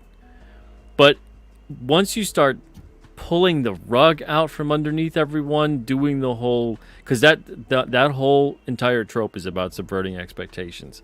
So once you start doing that, once you start trying to constantly out-clever the audience instead of entertain or add value to the story and to the characters and once you start doing that and it's become a battle of wits between storyteller and audience, it's lost. All of that's lost. There's no suspension of disbelief anymore. Everything's gone out the window. I don't care anymore about what you're writing. You know why? Because all I now can think of is you sitting there writing it. I'm not thinking of these characters as living, breathing individuals that are taking on a life of their own. I'm thinking about the human being creating them and now wondering, why is that human being making this story that way? Absolutely. Yeah, you don't want to take people out of the story. Yeah. So for me, it's one of those things where I want to be on a journey with these characters. I want to join them. I want to spend time with them. I want to pop in, see what they're doing. I want to see how they are interacting with other characters in a situation, how they're interpreting the world around them, lessons they're learning along the way. You know, that's why flaws are so important, because you're going to make a really boring character if they have no flaws or they never experience any sense of grief, loss, or torment in some way. You need some kind of pathos there with these characters. You know, and that's largely a lot of the stuff I'm into, but you can also have stuff that's just very, you know, goofy and silly and nonsensical, and that's fine too, but you got to maintain tone. So that consistency of tone also I find is a big trope nowadays where no one wants to let a serious moment be. No one. Everything's got to be a silly, little quip, or you can't just let something be heavy. And also, then it permeates throughout everything: comics, TV, movies. There's this weird thing where it feels like everyone has the script and is ready to be very witty. No one is just thinking about their response. They have a planned line for this occasion. That kind of thing. I like that when I know my character's inside and out, I don't have to really... I go, that's a moment. Like, I remember when I got to my action scene, it was like suddenly, I don't want to say wrote itself, but it would almost be like, okay, yeah, I had to get the characters to this room. How do we do that? And I would find an organic way or I'd change the way certain things would happen. I'd be like, that makes sense that this character would do that, and that leads to that, that leads to that. This character would say this in this situation, but it seems like now they have to like stop the tension to throw in a joke. And it would be like, annoying. Like Spider-Man, it made sense when he did his quips during the action. But yeah, and that's him kind of playing up a part because he's nervous as all hell on the inside. Yeah, and that's what I think the movies did. So you got a chance to see some of that. And I think the comics did it better than it. That's one of the many things when I'd read comics that I'd pick up on. There are things comics can do better. And I think the Spider-Man comics did that so well, where you'd have Peter scared out of his mind, but he'd be projecting this bravado, this joking. But inside he's rattled, he's freaking out. And I think that's so cool. And I pull from that too. Stan Lee, I guess, is an influence too. Yeah. I mean, yeah, well, Stan, Jack, Steve, etc. Yeah. It's impossible to say that they're not. It's almost like understood. Yeah. And even if you don't think they're an influence, it's like, trust me, they are. Yeah, exactly. But the Joss Whedon effect. There's a lot of that, and it's fine when people come around and they do that, because like Watchmen gets a lot of crap about like, oh, it destroyed comics or whatever. It's like, no, Watchmen didn't destroy comics. Everyone that came afterwards that wanted to make Watchmen again destroyed comics. Yeah, exactly.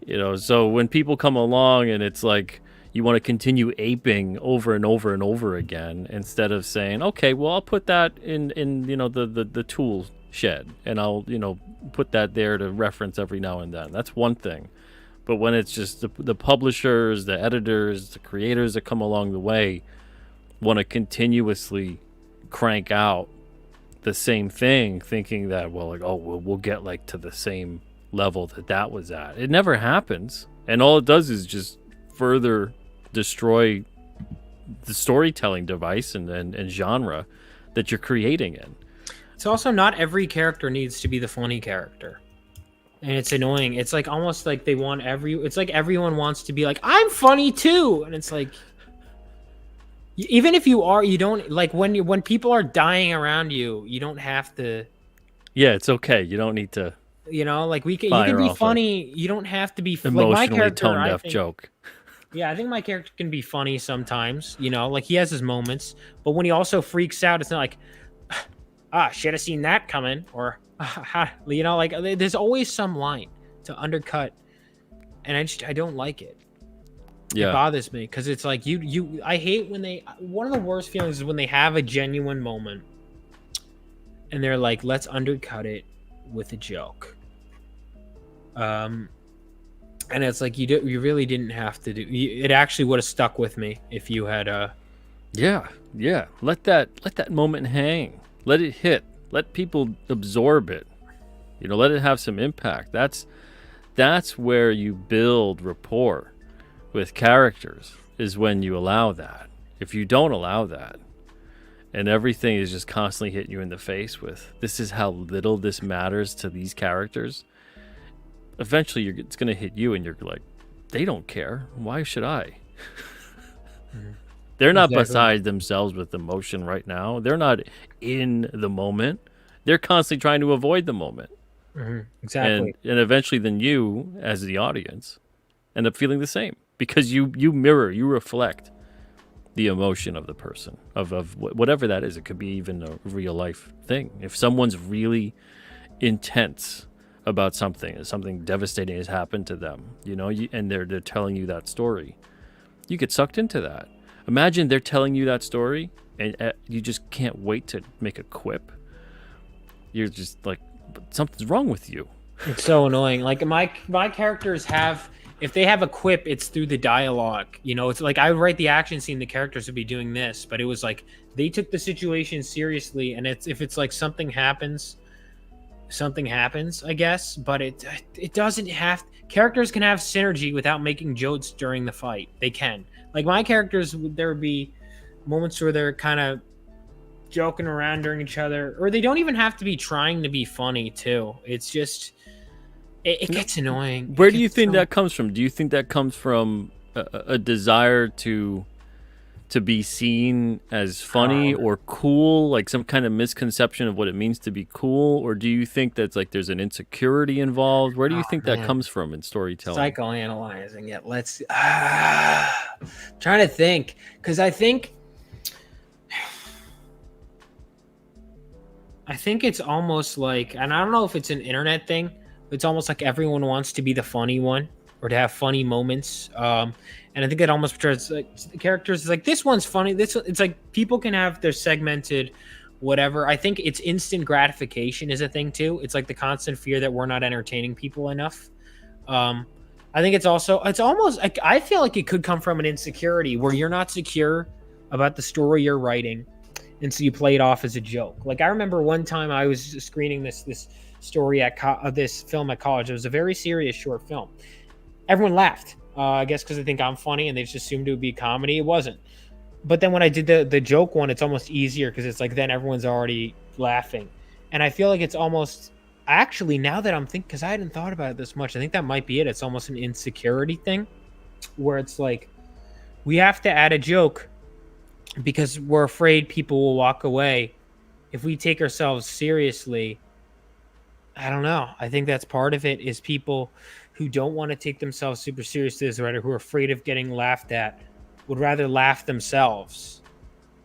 Yeah, because if you take it seriously, and then they don't you're opening respond, yourself up. Yeah, you're vulnerable, and if they don't reciprocate or understand, and kind of go, yes, I see you being vulnerable there. I see the seriousness, and I get it.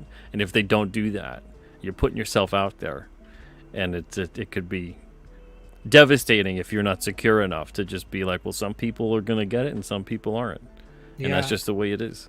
I think it's actually, the more I think about it, I think it's absolutely, or it's like if you're not super confident in an idea and you don't want to put your 100% into it, you'll say, well, it's just a joke. So it's just like that way you brush it off. You could brush it off. Oh, while this you're doesn't make sense. Inside. Well, yeah. Well, this doesn't really make sense. Well, it was kind of a joke story, so it's like when you pour your heart out to the girl you've had a crush on for years, and then she's like, "What the hell's wrong with you?" And you're like, "I'm just joking." You couldn't tell I was joking. Oh, come on, me in love with you. You mean everything to me. Why would I say that? It's like that. Oh yeah. So if my comic, people don't like my comic, it was all a joke. It's all jokes. This doesn't really matter to me. I didn't put like thousands of hours, blood, sweat, and tears in it. You think I care about any of this stuff? Oh, come on, guys. Yeah, exactly. That's more that I'm thinking about it. Like, because I just kind of responded and I had to think, but I think that's what it is. I think that has to be what it is. It has to be an insecurity. Because they're afraid to. I think people are often afraid to be sincere. People want to be liked. Yeah, I think the Sam Raimi Spider-Man movies have a lot of goofy stuff, but it's all from a place of sincerity. Whereas you look at the more recent jokes, and it feels like, we're losing the audience's attention, quick. Versus the other ones, they'd have jokes where they'd kind of play it. The characters aren't trying to always be goofy; they just are. It almost feels like sometimes they're waiting for a laugh track because it's almost like they're designed. I mean, everything's designed for the theater experience. Now, to be fair, like Spider, there's a difference between like, there are funny moments in other things, but it's still sincere. But like Spider-Man 3, I mean Spider-Man 3, my friends, I uploaded a short of us laughing, like howling in the theaters when he starts dancing. But to their credit, like they'll have that scene in the dance club, but Sam Raimi is so good, and it kind of makes the movie almost more frustrating that as soon as he hits MJ, it's like the audience stops laughing and it gets serious. But I'm like, wait, so you could have done that the whole time? You could have had that effect on us the whole time, you know? But I guess those bits of levity do amplify the serious moments. My problem is, if it was a modern Marvel movie, you would have hit MJ, walked out, and they'd been like, someone would have been like, haha, well, that was awkward, or some line. Yeah, yeah. I'm like, dude. Some self-aware quip. I'm glad I'm not with that guy. Or like it's like, all right, dude. Here's the funny. It's like the cherry on top. Yeah, absolutely. It's Man. So annoying. Well, Vaughn, we've reached the point of the show where we must now look at your campaign. All right, yeah. The moment we're all waiting for. So here's Phenomenova issue number 1, currently on Fund My Comic. This is a 68 pager here, so this is a big boy. It's a chunky boy, yeah. 64 of story, and then plus the extra ones. There will be a fan art contest, or there is a fan art contest that's running, and it'll run. I'm gonna run that until like the last thing I decide is like what the winning art piece that gets put in the book, because I want to give people enough time and keep that enthusiasm, that train going. So it'll be going until the book is basically ready to publish. But the book is mostly done. I've got 43 pages colored, 58 pages just about inked. They're finished, or no, 58 have been I think I got the last 2 thumbnail, but I'm approaching 58 pages penciled and inked. So the book is moving at a brisk pace. Rini's cover will be colored. It just hasn't been yet. So you are going to get a fully colored cover. We've got that. There's a mini print, if you were to scroll down, of our main villain, Dark Cloud. That comes free with every order. So the main I wanted to do, because one of the things, I guess with modern comics, another thing that bothers me is the incessant variant covers. Now, of course, I ended up doing them. But the variant covers are all limited to, once you miss the crowdfunding campaigns, you won't be able to get any variant covers anymore. I wanted it to be, there's a definitive main cover, and also the variant covers are $25 each. The main cover is just $20. So is this going to be perfect bound, or is this going to be perfect bound? I wanted to do saddle stitch. I'm probably going to do that for the issues, but it was going to bow. And everyone told me just do, and I was like, I really wanted to do saddle stitch. You make it like a prestige. Once you start going over like into the 54 plus page territory, it's going to be really difficult unless you're doing newsprint. It's going to be really difficult because it's going to get weird and awkward with the page count with saddle stitch. Mm-hmm. So I mean that's good. People are getting a prestige type book with the perfect bound. Yeah. This is good. All this is good. And so you can see that. You see those are some of the earlier pages. But yeah, the variant covers are campaign exclusive. What's funny is the order that they came out ended up being the order they chronologically take place in. So it starts with him. If you see the main cover, he gets struck by lightning while holding it. The second one, he's in his costume. The third, he's before the reactor. And the fourth, he's fighting the villain in the reactor. Just happened to be that way. But so my friend... Jules, she goes by Juju on streams. Julia Lenihan, Cecil's girlfriend, did an exclusive day 1 trading card, which I think I'm going to bring back for the last day of the campaign for $5. But if you wanted it free, you had to back day 1. And then she also did the Final Fantasy VII homage cover. There's a part where he's looking up at the reactor. It's like a futuristic reactor. And I was like, that's perfect. That should be an homage cover. I had thought of that, and I was like, well, who do I know? And she's a big Final Fantasy VII fan, so I was like, let's get her on that. So that's been a good hit. Then my friend Sukesha Ray, hers has been a hit. Rini cover, of course, even when it's not colored, is sells very well, very, very well. So You got a lot of people involved helping you out here. Yeah. Well, it was more so like every time I needed a role filled, it was like, all right, who do I ask to do that? So when you boil it down, it's like, okay, we got the mini print. Really, it's a standard comic book team. I guess I guess a lot of time it's artists doing their own, but Mm. I'm not an artist, so it was a matter of, okay, I need to assemble a team to do it. So if you look, there's like the mini print artist and colorist, Phenomenova logo. Then someone else is doing the. One thing that I forgot on all the covers that's going to add is there's no issue number. So I'm going to fix that. So someone's Okay. designing that box, and he came up with something really cool, and I was like, you know what, I'll pay extra. So because the fact of the matter is, I have to create something that's going to build a legacy. And the variant covers, I was like, so I already have a main cover that I'm very happy with, but I was like, let's make the variant covers something special, and I think they all knocked it out of the park. So And this is going to be treated as an ongoing series? yes,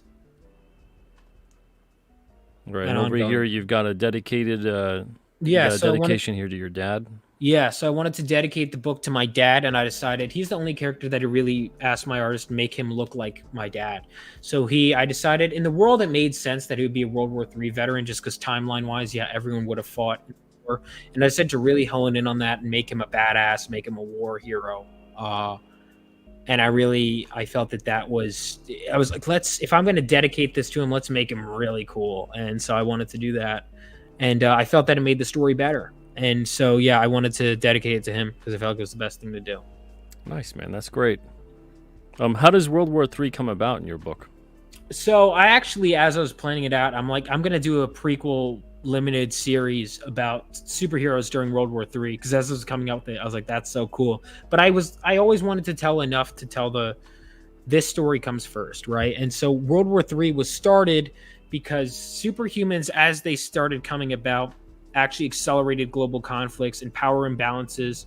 And so this one guy with fire powers took over China, and that led to World War III. So China, this guy who became Lord Dragonfire took control of China, and you could see some of the stuff he was doing there. You get hints at what he did, but he accelerated global conflicts and threw the world into World War III.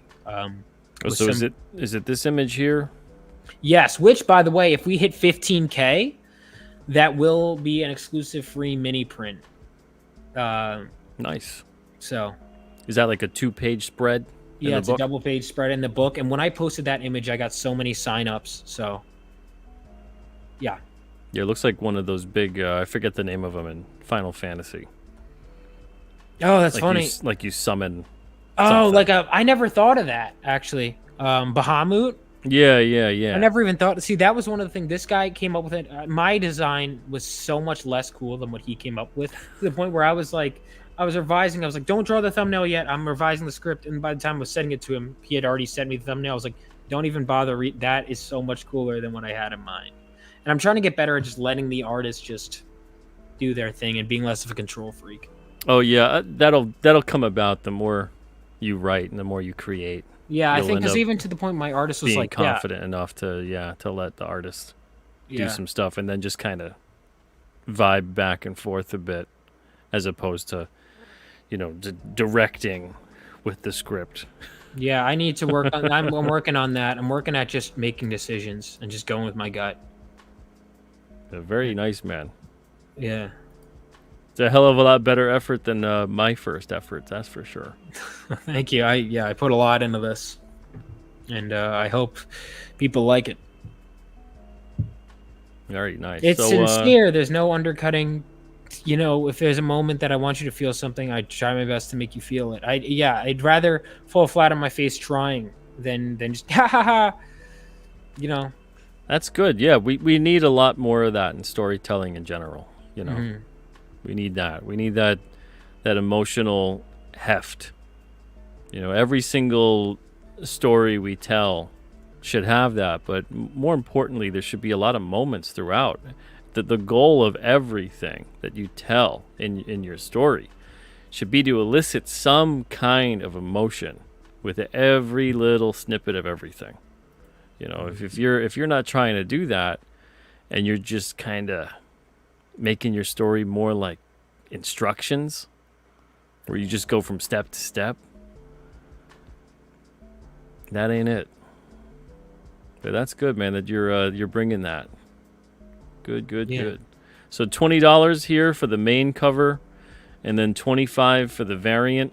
Yeah. And you could pick the variant that you want on there. You got 3 variants to choose from. And you said that you're bringing the campaign. Are you going to Kickstarter or Indiegogo or Kickstarter? Yes, I will. There will be a Kickstarter cover as well. No Indiegogo? Maybe if there's enough demand, but I don't know. I don't, because they shadow ban so frequently. I just don't know if there's a reason. They're weird. I just don't know if there's a reason to it, because it's like if I'm bringing my own audience, I might as well bring them. I hear you. Yeah, especially if you end up getting shadow banned. Even the only reason I'm even on Indiegogo with any of the campaigns that we do is because there's a lot of people that prefer that right now. Eventually, I'm going to start doing smaller second chance type campaigns on like Fund My Comic, and maybe I got like a little bit of a personal gripe with Kickstarter that I got to get over. But yeah, I mean, it's ultimately a matter of casting a wide net. Yeah.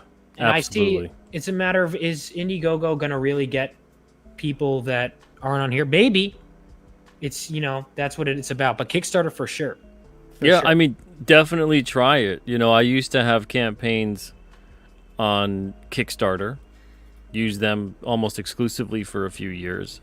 And then I thought Indiegogo was doing a better job, so I went to Indiegogo, and Indiegogo was great. And now Indiegogo is being a little weird sometime, especially to others. I'm lucky we didn't get shadow banned with anything, but there's still some puzzling things that have happened to us with Indiegogo over the past year. And Fund My Comic, we tried a small campaign with them. It went fine, but most of what we're doing now goes right to our own site. We've been selling directly for years now, so it's kind of like I'm trying to funnel people more towards that, but I'm still finding there's people who just want to go specifically to a crowdfunding site. They don't even want to go to like our own site. Yeah, that's one of the weird things. So you kind of have to appeal to everyone without losing yourself. Well, not necessarily appeal, at least be like, so at a certain point, like a lot of people I even know in my personal life just go, yeah, Vaughn, I'll get your book. I'm just get it to me. And I'm like, all right, you won't be able to get the variant covers. Like, I don't care. And I'm like, okay, I guess I'll just do it on my website. Especially because walking people through crowdfunding. I remember the first day I was like, I made like 3,000. The next day, I didn't even really do much stream. It was just walking people through the process. So many people were just, hey, I don't know, how do I support it? And I'm like, here we go.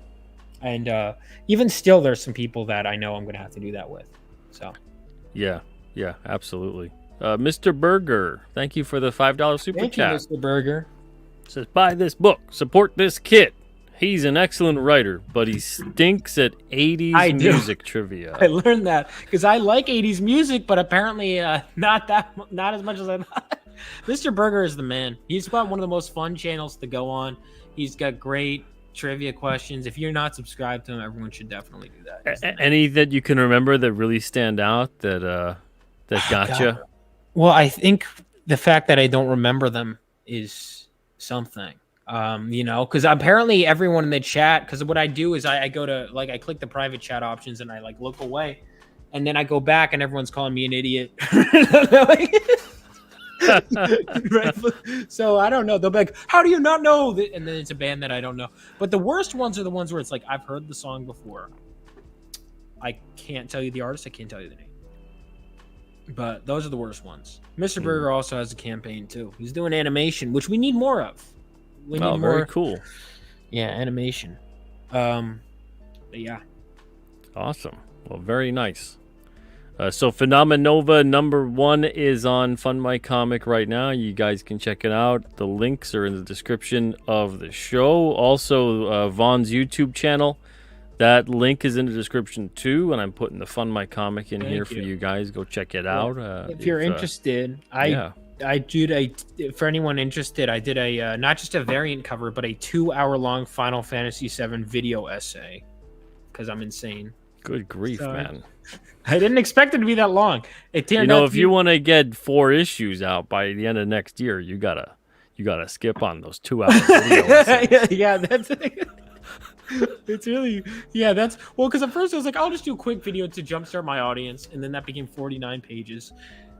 and then that became 2 hours. So probably not going to see another one anytime soon, unless somehow it like leads to, I don't know. But I that's not on my agenda at the moment. Well, I love Final Fantasy VII. It's one of my favorite games. But what the heck was that 2-hour video essay about? I gotta tell you, I like you, Vaughn, but I'm not gonna watch that. So break it down quick for me. My whole thing was that I'm breaking down why I think it's a masterclass in storytelling. That I think that it's not just the thesis statement, and this is why it ended up being so long, is that it's not just the story itself, but it's the meticulous manner in which the story is told. Like the plot twist with Cloud is, I think, what elevates it to the next level.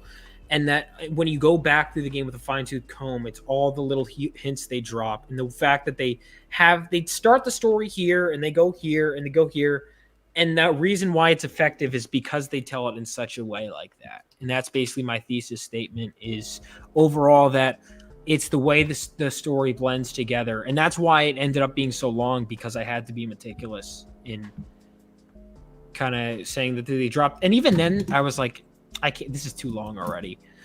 But then it's also me gushing about how Cloud is such a well-written character, and yeah.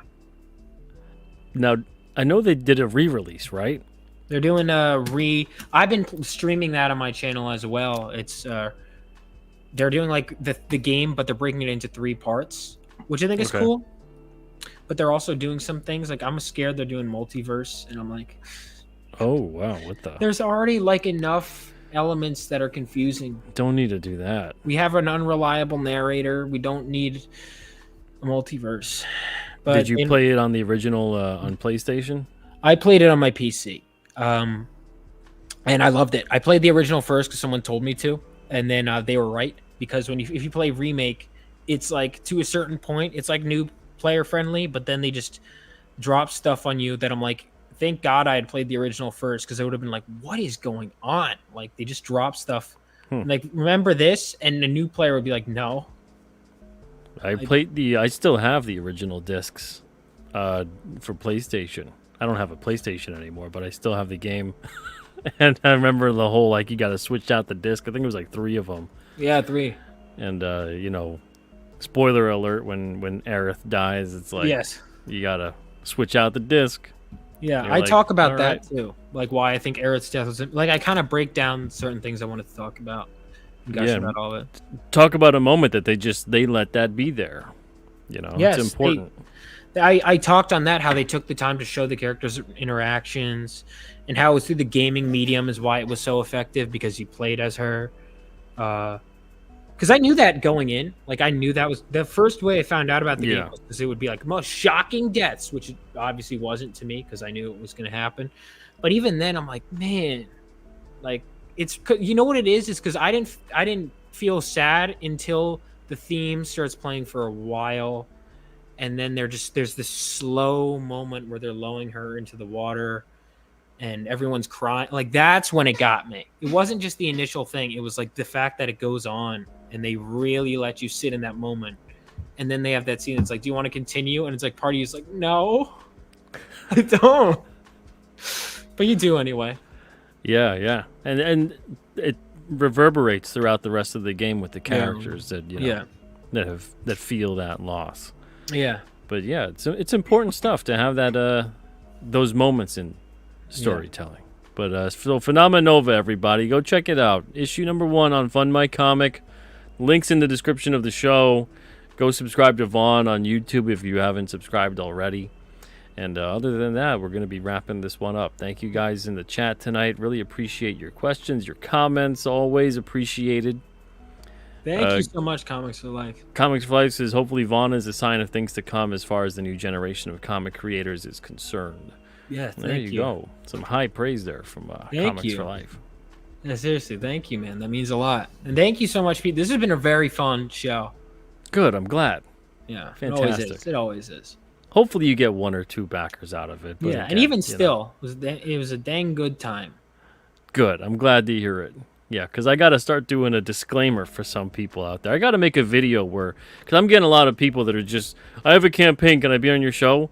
And I'm like, it's not that kind of show. Yeah. No, I knew what I've been on here. Let me before. know what. Yeah, because you've been on here before. We've had a When I conversation didn't have a before. campaign, and I was like, oh, thanks. I just had a mailing list, and I was like, well, I'll take it because it was fun. And I'm not just because also those streams not only they can also be less fun to watch. I want things to be fun to watch. I'm entertaining on all. Like I want to be entertaining people in the comic, but also on a show. Yeah, totally. And if creators are out there and you want to be on the show, let me know what you want to talk about for an hour. Because I got to tell you, I got to be very blunt. I don't want to talk about your campaign for an hour. Yeah. And I don't think anyone really wants to hear or see that for an hour. Yeah. But if you want to talk about a topic or you got something you feel really passionately about or you're knowledgeable about or you've heard me talk about something with someone else and you're like, wow, that really makes me, want to have this conversation with you, then yeah, let me know.